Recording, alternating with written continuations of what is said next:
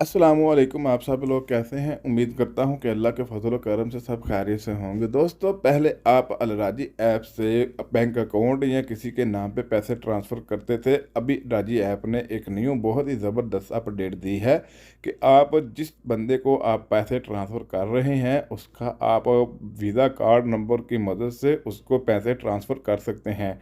तो आज इस वीडियो में हम आपको बताएंगे कि अलराजी से इंटरनेशनल वीज़ा कार्ड के अंदर पैसे कैसे ट्रांसफ़र करते हैं।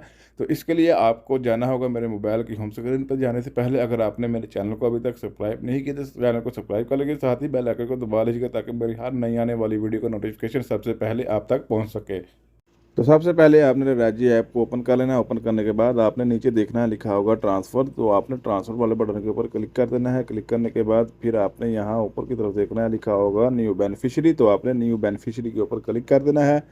क्लिक करने के बाद फिर आप यहाँ इस पेज पे आ जाएंगे। यहाँ 4 ऑप्शन दिए होंगे और तीसरे ऑप्शन के अंदर लिखा होगा इंटरनेशनल बेनिफिशियरी। आगे एरो का निशान दिया होगा, आपने इस एरो के निशान के ऊपर क्लिक कर देना है। क्लिक करने के बाद फिर आपने इस पेज पे आ जाना है। यहाँ दो सबसे ऊपर 2 ऑप्शन दिए होंगे, इंडिविजुअल और कंपनी। आपने इंडिविजुअल के ऊपर क्लिक कर देना है। क्लिक करने के बाद नीचे कंट्री लिखा होगा, एरो का निशान दिया होगा, उसके ऊपर आपने क्लिक कर देना है। क्लिक करने के बाद यहाँ आपने कंट्री सर्च कर लेने हैं। कंट्री सर्च करने के बाद आप नीचे यहाँ करेंसी लिखा होगा, एरो का निशान दिया होगा, आपने करेंसी के ऊपर क्लिक कर देना, जो भी करेंसी आप भेजना चाहते हैं।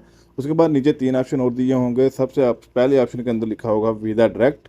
उसके बाद बैंक अकाउंट और कैश पिकअप। बैंक अकाउंट और कैश पिकअप का हमने पहले ऑलरेडी वीडियो के अंदर बताया हुआ है, आज हम बताएंगे वीज़ा कार्ड। तो आपने यहाँ वीज़ा कार्ड के ऊपर क्लिक कर देना है। क्लिक करने के बाद नेक्स्ट वाले बटन के ऊपर आपने क्लिक कर देना है। क्लिक करने के बाद फिर आपने बेनिफिशियरी यहाँ डिटेल लिखनी है।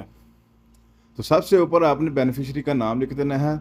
दूसरे खाने के अंदर बेनिफिशियरी का फैमिली नेम लिखना है और तीसरे के अंदर आपने उसकी कंट्री नेशनैलिटी जो होगी वो आपने नेशनैलिटी के ऊपर क्लिक कर देना है। क्लिक करने के बाद नीचे यहाँ लिखा होगा कार्ड नंबर। तो आपने कार्ड नंबर यहाँ लिख देना है, वीज़ा कार्ड नंबर लिखना है और सारी तमाम की तमाम सारी डिटेल लिखने के बाद नीचे यहाँ लिखा होगा नेक्स्ट। तो आपने नेक्स्ट वाले बटन के ऊपर क्लिक कर देना है। क्लिक करने के बाद फिर इस तरीके से उसकी डिटेल आ जाएगी। तो आपने यहाँ से डिटेल उसकी चेक कर लेनी है। अगर कोई गड़बड़ है तो एडिट का निशान दिया होगा, आपने वहाँ एडिट करके ठीक कर सकते हैं। अगर सब कुछ ठीक है तो नीचे यहाँ कन्फर्म लिखा होगा, आपने कन्फर्म वाले बटन के ऊपर क्लिक कर देना है। क्लिक करने के बाद अब आप 3 तरीक़ों से एक्टिवेट कर सकते हैं। सबसे बेस्ट तरीका है कॉल मी नो लिखा होगा, आपने इसके ऊपर क्लिक कर देना है। क्लिक करने के बाद फिर आपने ये टाइम के अंदर अंदर ये नंबर चार हिस्से दिए होंगे। ये नंबर के ऊपर आपको कॉल आएगी। कॉल आने के बाद आपको बैंक कोई भी नंबर बोलेगा एक्टिवेट करने के लिए, आपने वो नंबर के ऊपर क्लिक कर देना है। क्लिक करने के बाद फिर यहाँ नीचे लिखा होगा डन।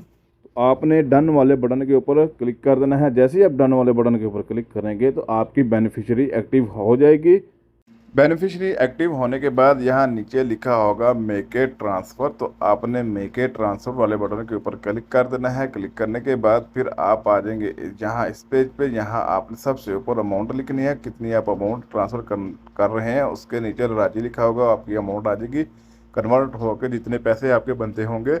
उसके बाद आपने नीचे देखना है फ्राम अकाउंट, एरो का निशान दिया होगा, आपने इसके ऊपर क्लिक कर देना है। इसके ऊपर आपने अकाउंट के ऊपर क्लिक करना है। क्लिक करने के बाद फिर नीचे लिखा होगा सेलेक्ट पेपर। बहुत 5-6 ऑप्शन दिए होंगे, जिस कैटेगरी में आप पैसे भेज रहे हैं उसके ऊपर आपने क्लिक कर देना है। अदर वे आप पर्सनल रेमिटेंस के ऊपर भी क्लिक कर सकते हैं। फिर नीचे लिखा होगा नेक्स्ट। तो आपने नेक्स्ट वाले बटन के ऊपर क्लिक कर देना है। क्लिक करने के बाद यहाँ आपके बेनिफिशियरी की तमाम डिटेल आएगी। सबसे ऊपर अमाउंट आएगी, उसके नीचे उस बेनिफिशियरी का नाम लिखा होगा। उसके बाद नीचे आपका अकाउंट दिया होगा, जिस अकाउंट से आप ट्रांसफ़र कर रहे हैं वो अकाउंट नंबर दिया होगा। उसके बाद फिर परपोज दिया होगा। उसके बाद अमाउंट फ़ीस उसकी होगी, कितनी फ़ीस कितने चार्ज आपको इस अमाउंट पड़ेंगे।